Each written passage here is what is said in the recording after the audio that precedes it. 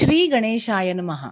चला आता आपण अधिक महिन्याच्या 6व्या अध्यायाकडे वळूया. मागच्या अध्यायामध्ये आपण शेवटी ऐकलं होतं की नारायण म्हणाले होते की दूढधन्वा नावाचा एक राजा होता, त्याची गोष्ट आता मी तुला सांगतो. तर बघूया नारायण नारद मुनीला काय गोष्ट सांगतात ते. श्री नारायण नारद मुनीला म्हणाले, नारदा, दृढधन्वा नावाच्या एका राजाची कथा ऐक, म्हणजे गोष्ट ऐक. तर पूर्वी हैहत देशाचा एक चित्रधर्माचा राजा होता. त्याला दृढधन्वा नावाचा पुत्र होता. दृढधन्वा जो आहे तो खूप हुशार, पारंगत, शूर आणि सदाचरणी, म्हणजे खूप चांगला विचार करणारा चांगला माणूस होता. तो मोठा झाला तोपर्यंत त्याचे वडील म्हणजे राजा चित्रधर्मा याला विरक्ती प्राप्त झाली आणि मग तो म्हणजे आपण आता कसे रिटायर होतो, काम झालं की आता वय झालं आपलं की, आणि मग आपली मुलं पुढे काम करतात, तसं त्याने आता ठरवलं की आता आपण विश्रांती घ्यायची, विरक्ती घ्यायची,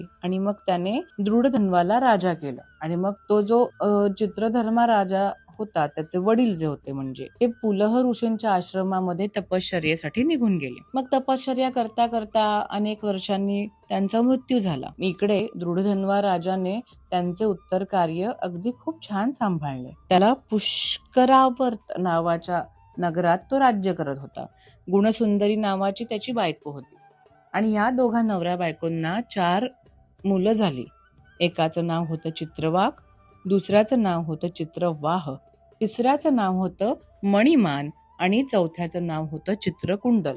राजा खूप हुशार, सुखी, सर्व गुण संपन्न असा होता. एकदा मृगयेसाठी तो अरण्यात गेला.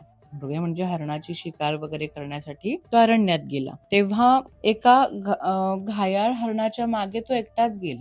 म्हणजे त्यांनी बाण मारला असेल आणि मग त्या हरणाला लागला असेल आणि त्याला पकडण्यासाठी त्याच्या मागे मागे गेला. तेव्हा तो थकला आणि एका तळ्याच्या काठी घोड्यावरून उतरून मोठंच्या मोठं वटवृक्ष होतं, तिथे जरा विश्रांती घेण्यासाठी त्या झाडाच्या सावलीमध्ये बसला. तेवढ्यात काय झालं, तिथे एक पोपट आला आणि पोपट अगदी माणसासारखा बोलू लागला की हे राजा, सगळ्या संसारिक सुखामध्ये तू रमलायस, अगदी सगळी सुख भोगतोयस, पण तत्विचार का करत नाहीस, म्हणजे तत्वांचा आणि आध्यात्मिकतेचा विचार का करीत नाहीस? तू भवसागर कसा काय पार करणार, असे प्रश्न विचारले. आणि हे सगळं पोपटाचं बोलणं ऐकून राजाला अगदी आश्चर्य वाटलं की हा पोपट काय बोलतोय हे सगळं. तेवढ्यात तिथे राजाचं सैन्य आलं आणि मग पोपट तिथून उडून गेला. मग राजा सगळ्या सैन्याबरोबर राजधानीला म्हणजे त्याच्या शहराला परत आला.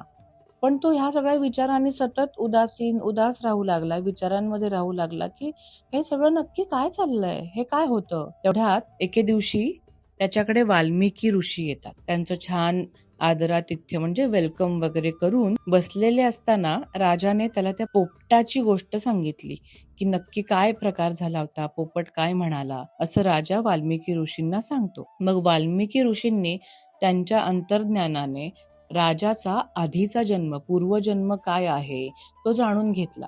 वाल्मिकी ऋषी म्हणतात की हे बघ, द्रविड नावाच्या देशामध्ये ताम्रपर्णी नावाची नदी होती. त्या नदीच्या काठी तू एक साधा चांगला विचार असलेला पण गरीब असा ब्राह्मण राहत होतास. तेव्हा तुझं नाव होतं सुदेव आणि तुझ्या बायकोचं नाव होतं गौतमी. खूप वर्ष झाली तरी तुम्हाला बाळ होत नव्हतं, संतान होत नव्हतं. त्यामुळे तू तेव्हा फार निराश झाला होतास. म्हणजे सुदेव म्हणून जेव्हा जन्म झाला होता तेव्हा खूप निराश झाला होतास. तेव्हा गौतमीने म्हणजे तुझ्या बायकोने तुझी समजूत घातली होती आणि तू विष्णूसाठी तप केला होतास. मग दोघांनी वनात जाऊन खूप चांगला तप केला. तेव्हा गरुडावर आरूढ होऊन श्री विष्णू तिथे प्रगट झाले.